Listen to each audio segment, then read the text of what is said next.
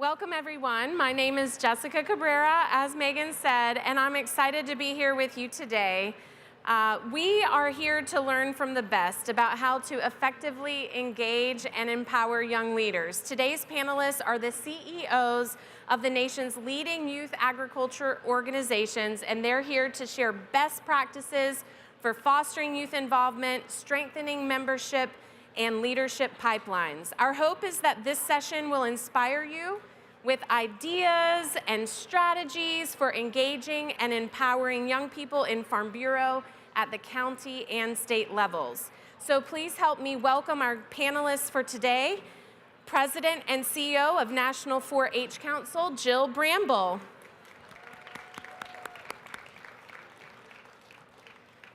CEO of National FFA Organization, Scott Stump. CEO of Manners, Ebony Weber. President and CEO of Agriculture Future of America, Mark Stewart.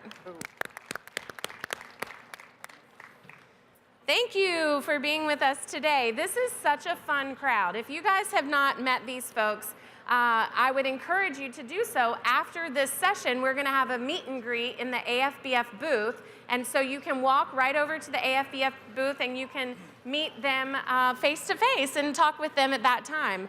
But this is just going to be a really great conversation to discuss something that I'm very personally passionate about, and that is just knowing your secrets. That's what I'm interested in today. So I'm hoping we can dig in and you can tell us all your secrets for youth engagement, your tips and your best practices for the great work that you do. But first of all, let's start off with hearing about your organization. So if you could start out telling us what your organization is and kind of the framework, because all of you have this very unique and interesting path in the youth agriculture organization space. And I'd like for you to share that with us today. So Jill, will you kick us off? Absolutely. So 4-H is the youth development program of the nation's land-grant universities. We reach about 6 million young people from ages 5 to 18 every year and located in every county across America. It is an out-of-school time program. There are sometimes connections within the classroom, but primarily through after-school clubs and camps, helping young people find their spark, whatever they're interested in, and then providing adult mentors who can guide them into careers and in life so that they are beyond ready. Great. Yeah, Scott? So National FFA, FFA holistically at the state and local level, just over a million young people nationwide, and where our part in the system is we're school-based. So we start as early as 5th grade in some states, then move all the way through seniors in high school and pour skills, both technical around agriculture, and then the employability skills of leadership, personal growth, and career success to ensure that every student when they leaves high school is ready for that next step, whether that's employment, whether that is off to a post-secondary institution, whether that's to a skilled trade center. All of those are wonderful, viable paths. And then we do retain some of the members after they leave high school for their American degrees, other higher degrees and awards as they go. Ebony? Hi. So Manners is a unique organization is that, one, you can be a member for life. So we definitely have programming that targets different age groups. Our program started early as middle school and goes all the way through collegiate students. And then, of course, we have our early career professionals and alumni that stay on for years until they decide to leave the industry. Our organization really is about a couple of things. One is dispelling myths about what agriculture is and what it is not. It is about creating access for young people, and we also are really mission-driven in terms of cultivating the now generation of leaders for the industry. And so a lot of our programming is really centered around a wraparound service of exposing young people to the industry, developing them, and giving them mentors that really helps to retain them in this field. Good morning, everybody. Mark Stewart with Agriculture Future of America. We serve primarily college students and early career professionals, and we put on experiences that enhance 3 things. Soft skills, so we stay out of the technical skill space, but the life skills that people need to be good employees and good professionals. The enhancement of their professional network, so people, how to get connected with peers and professionals, And then the third thing is all around career exploration. So what's different about our organization, one, we're the youngest. We're celebrating 30 next year. And we do not have a membership. So the way that people engage with us, either at the college level or as professionals, is either compete through an application process to get selected, or pay a registration as a professional to get engaged. So it's a little different structure. It's not based on a chapter structure or a membership structure, and part of that's by design. There are lots of clubs and organizations. We're trying to instill the types of skills that people will be more effective leaders in the clubs and organizations they're already a part of.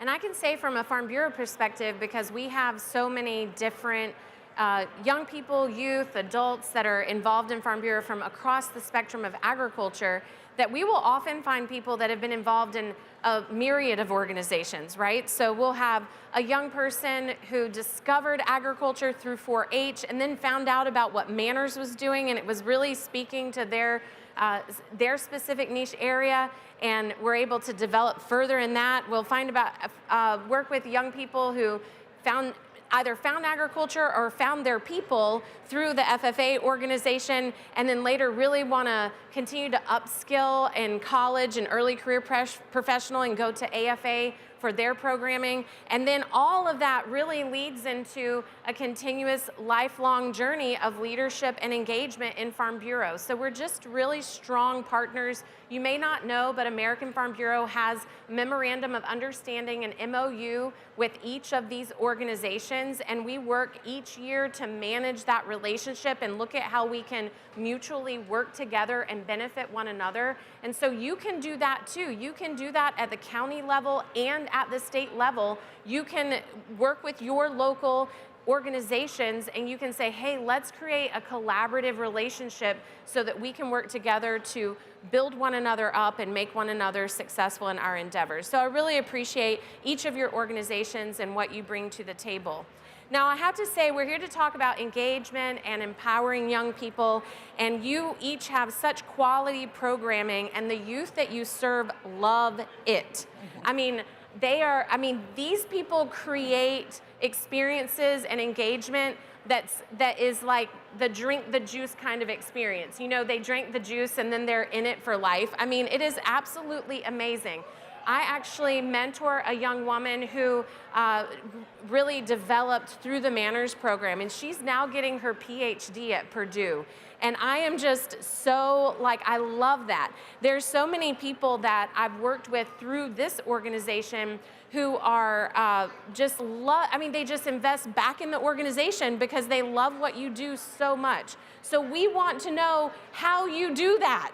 We need to know how do you do that, and how can we do that better, and how can we do that in a way that it partners and collaborates with you guys.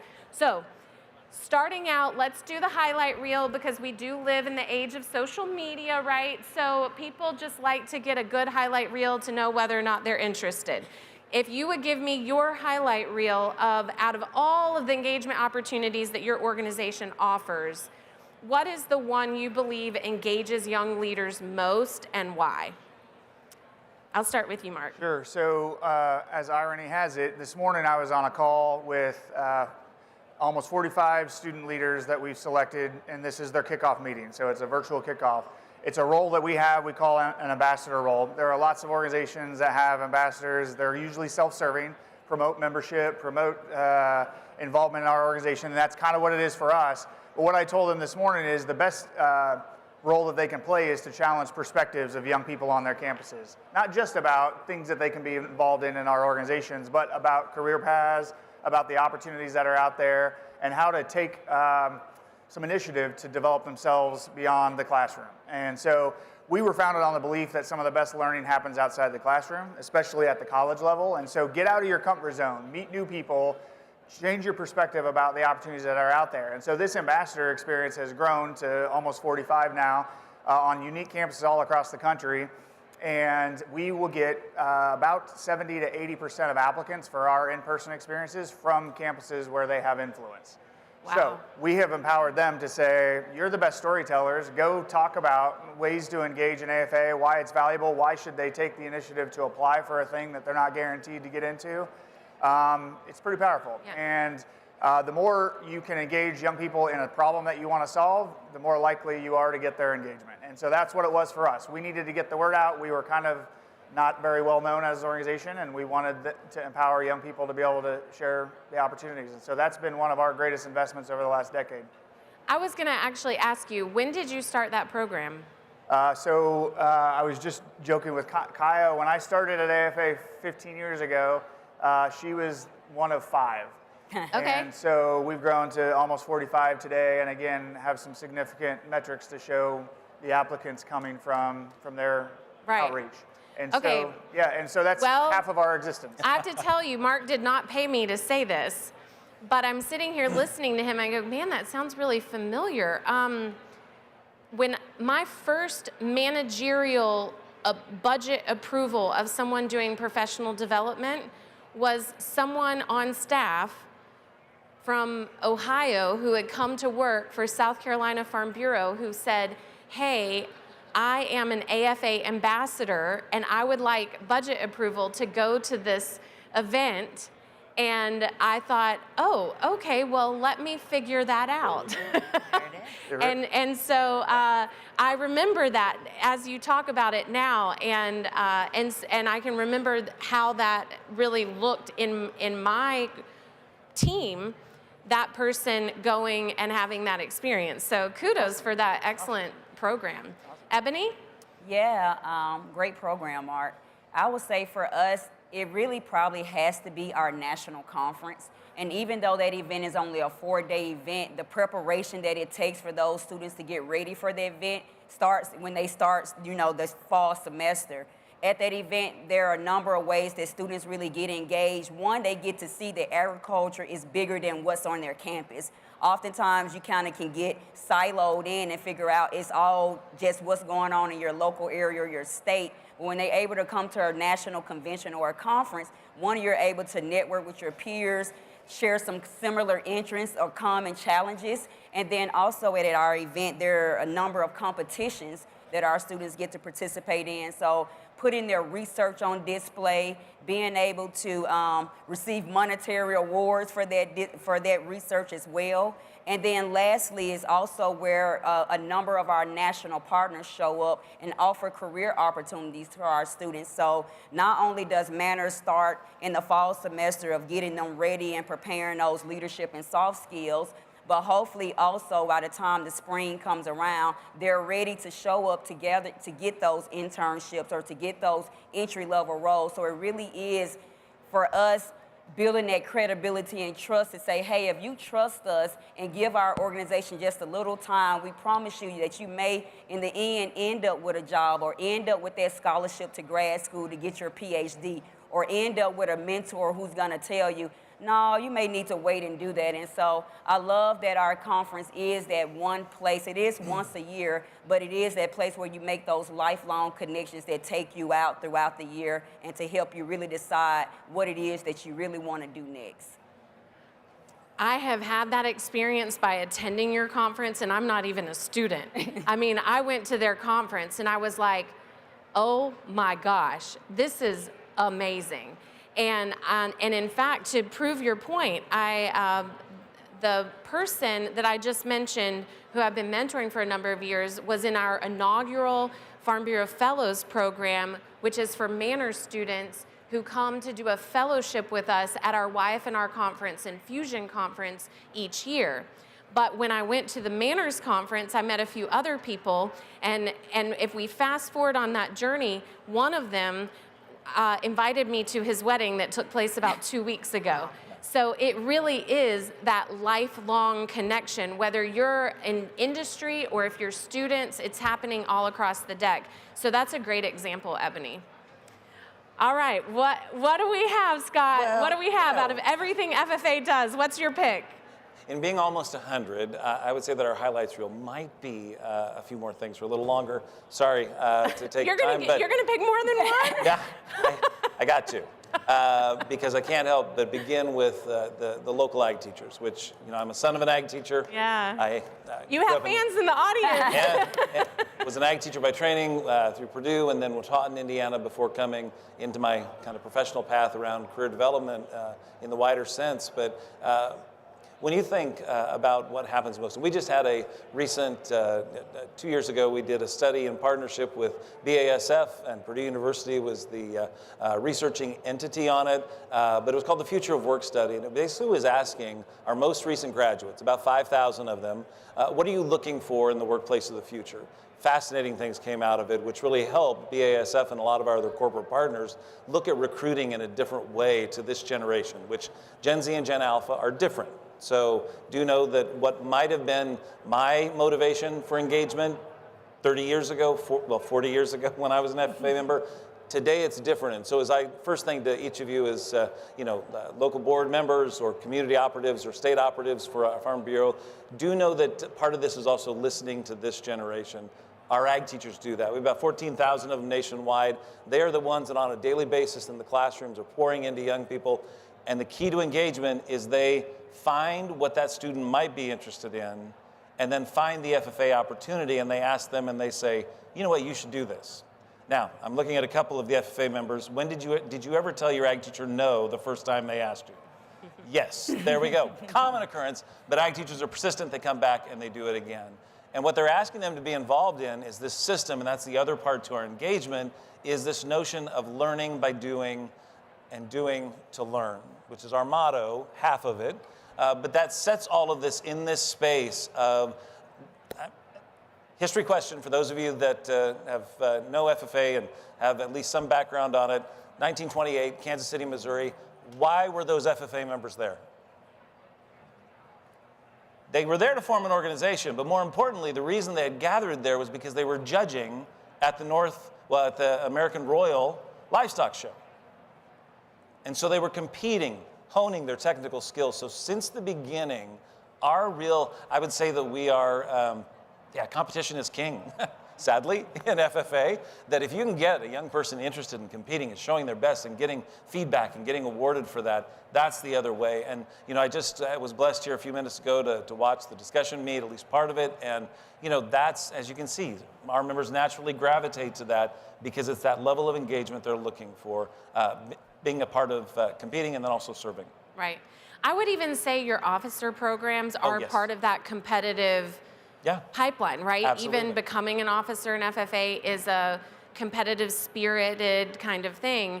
And, but yet you can attract very humble, down-to-earth young people who normally wouldn't put themselves in a competitive environment to then strive and have ambition to achieve these things, which I think brings out something new and interesting in those young people that they keep for their lifetime. The first, one of the folks that we hired at American Farm Bureau after I started, you know how if you're ever hiring somebody or if you've ever been hired, you have been stalked online, okay? Because if you hire somebody, you're gonna stalk them online. Well, I was stalking a potential hire online, and I get on YouTube, and he's speaking in front of 6,000 people on a stage with FFA. And I thought, oh, well, he could definitely do this job, So I think that there's really just everything that you said, from the teachers sparking that interest to the young people developing within that system. It really is truly a masterful thing that you guys are doing with your work. Thank you so much. Jill, tell us about your favorite 4-H thing, because I know there's a lot. There is a lot, and similar to FFA, the magic of 4-H starts in local communities with our 4-H educators that are part of Cooperative Extension and 500,000 volunteers, and I guarantee there are volunteers here, sitting here today, because the partnership with Farm Bureau at the local level and the state level and national level is so important to providing opportunities in 4-H. Our local 4-H educators are really focused, since it is such a wide age range in 4-H. We actually start as early as 5 years old with what we call Clover Buds, all the way to 18. And our educators are really focused to what sparks an interest in the young person, meeting kids where they are, listening to them so that they can show up and be their authentic self. And then preparing them to be ready, or what we call Beyond Ready, which is an initiative nationwide of helping young people find their pathway into career and life. One of the areas that is so impactful in 4-H, regardless of topic area, is that we have teens that are teaching younger youth. And we have our teens from Tennessee and Oklahoma here, and they are providing educational classes and programs to younger 4-Hers in their community or at the state level. And it's a whole different dynamic when you have a 16-year-old telling an 8-year-old how awesome agriculture is. They're listening, and they're seeing leadership happen in that older youth, and it creates this ambition where those younger 4-Hers want to continue to stay in the organization, to do more challenging projects, programs, some competitions, in order to develop their leadership. So it builds the leadership in the older teens and also increases interest in the younger kids. We have a national event called Ignite by 4-H for about 2,000 high school age teens. 75% of those workshops are actually taught by the teens, not adults. So we've done that for 125 years, and it's really very effective. That's amazing.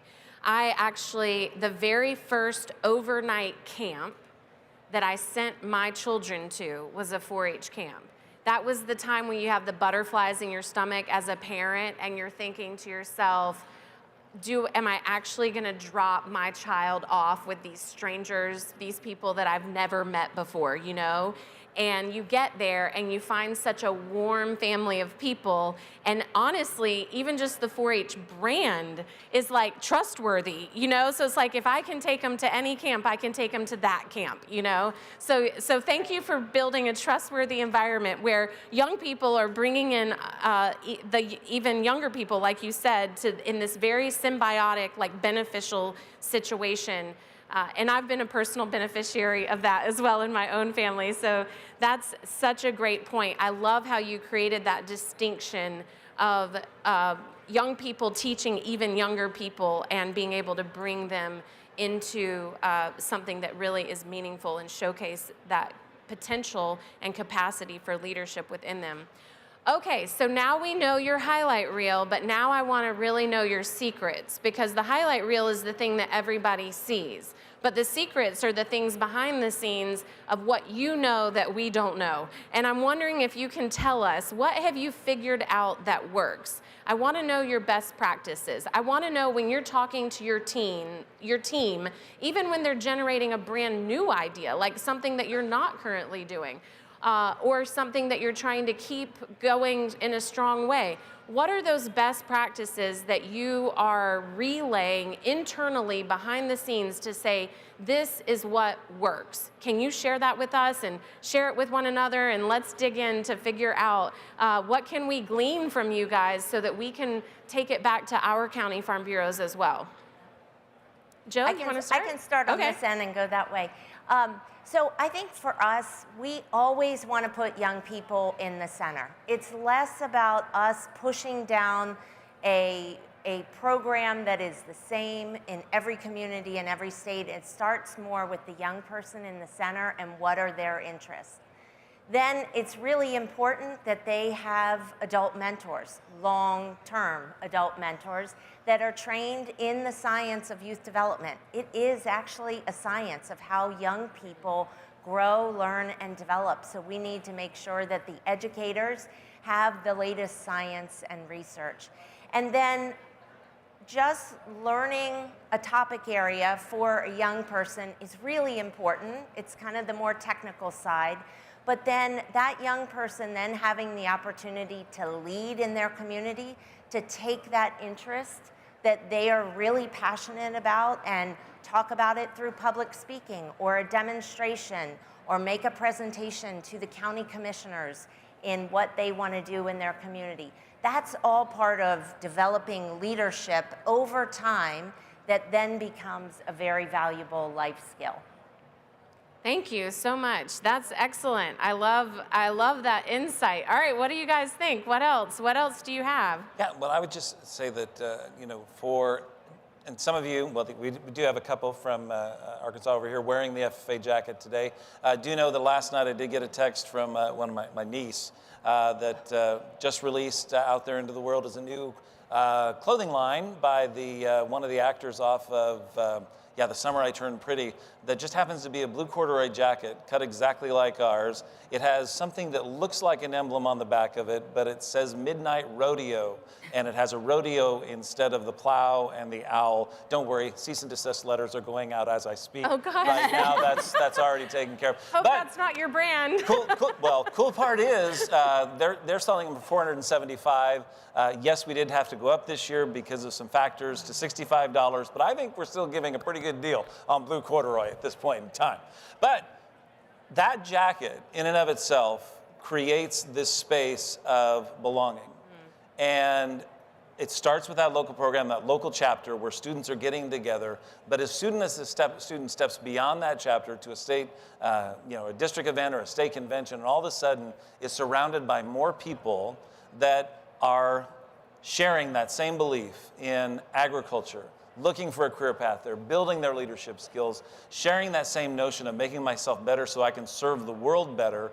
And that's where I think there's this wonderful overlap with County Farm Bureau committees and boards, in that you are also creating that space of wanting to create positive change within your communities, sharing the message of agriculture. And so I do think there is a space there to connect those two together. Amazing. Now, I'm not Ebony, saying go out and buy blue corduroy jackets. Yeah.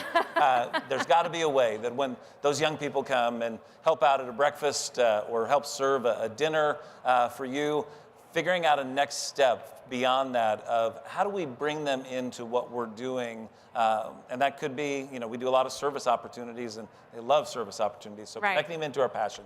Okay. That's amazing. All right, Ebony, what are your secrets? What do you guys talk about behind the scenes when you say this is what we've got to do because this is what works? Oftentimes what works is not what's easy. And so for us, it is, I think Jill mentioned earlier, it is meeting people where they are. So I think it is going in that there's no cookie cutter approach. There's no one shoe fits all. So for my team, I tell them, one, you have to be flexible.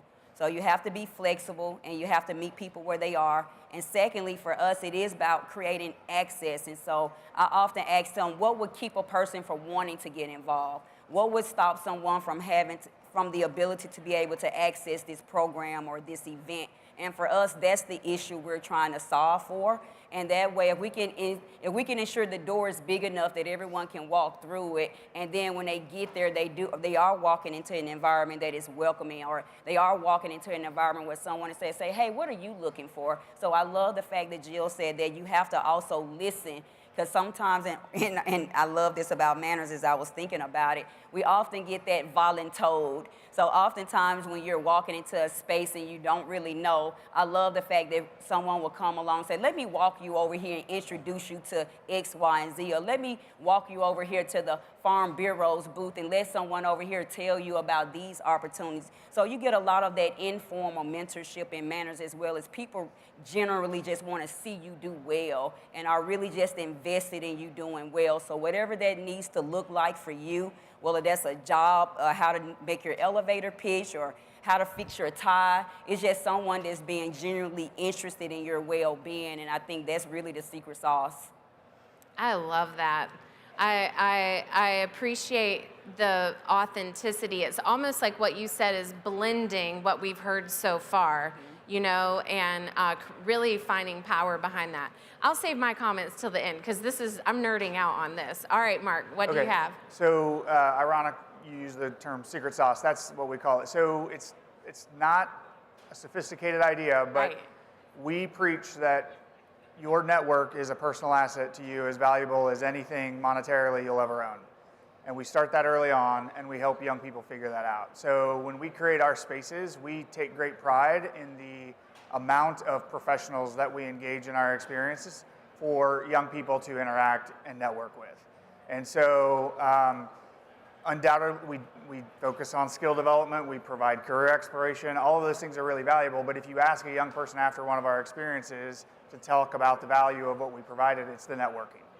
And so if there is a secret sauce, it is that we do that in a really unique and profound way with purpose. And what comes out of that is a broader perspective about who exists, what jobs they have, and then down the road, what problems we can solve together because we have a broader professional network. Right. And there are also romantic relationships that come out of that. That's not the intended purpose, but we have had some get married as a result of getting connected.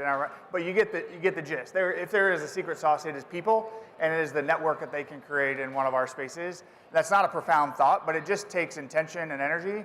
And when you do it right, you can also help people feel that they belong. Like they see themselves represented in a space. They're like, okay, I was on the fence about this major.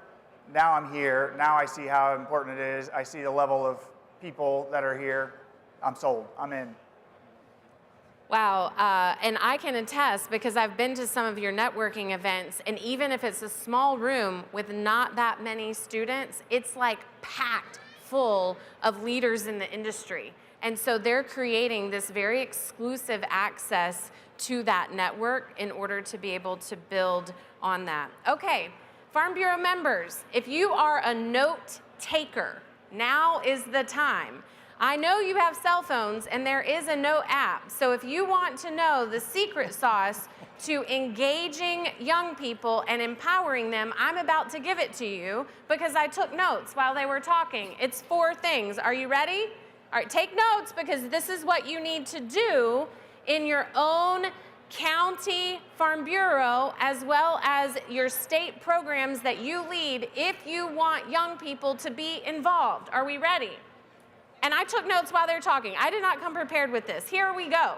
Nice. I hope you're taking notes because this is important. All right. Number 1, listen to young people and meet them where they are. Number 2, create community and belonging. Number 3, be welcoming and create access with open doors for young people to come to the table. Number 4, build strong networks for young people. If we all do that, I cannot tell you how incredibly successful you will be. Okay.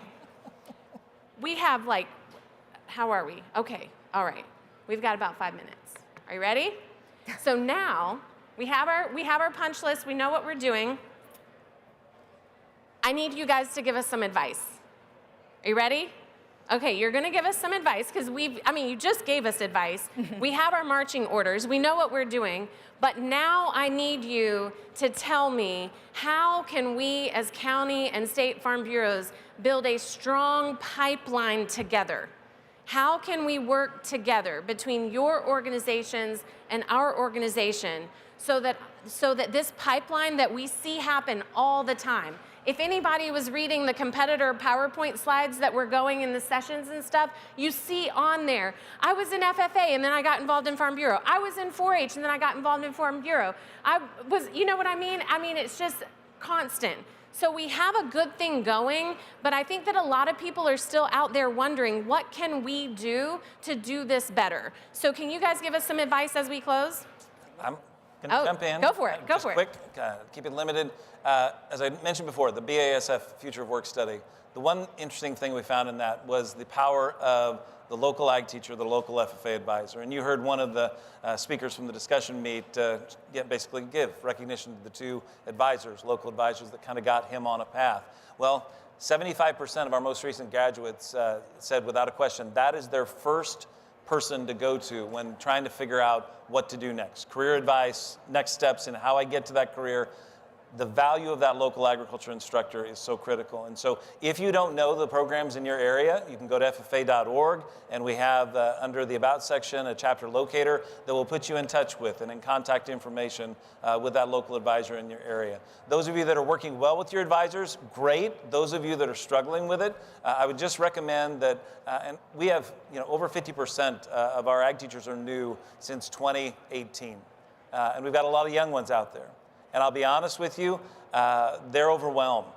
And so anything you can do to, instead of adding a task to their plate, taking one of those burdens away and then inviting their students in a way that is easy and operable for them, that would be a wonderful way to start that connection. It could be offering up some of your industry professionals in your county farm bureau that could help with a livestock judging team or help with parliamentary procedure, or usually that goes the opposite way where our kids are coming in and teaching you how to do parliamentary procedure.